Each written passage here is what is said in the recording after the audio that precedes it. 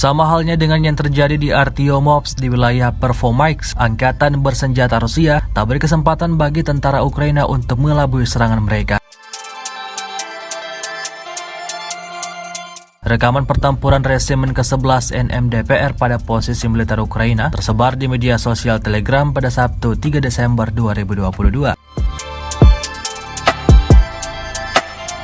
Tank pasukan NMDPR beroperasi bergerak maju mendekati posisi pasukan lawan. Tembakan akurat dari pasukan DPR membuat militer Ukraina tak berkutik. Serangan brutal itu tidak hanya meledakkan bangunan-bangunan, namun juga menghancurkan peralatan militer hingga prajurit Ukraina. Kerugian besar lagi-lagi diderita oleh pasukan Ukraina.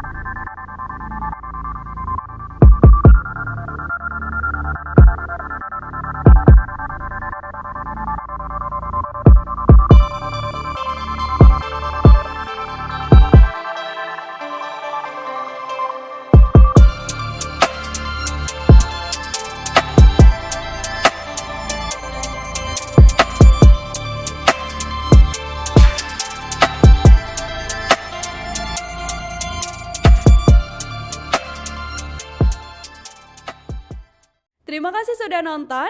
Jangan lupa like, subscribe, dan share ya.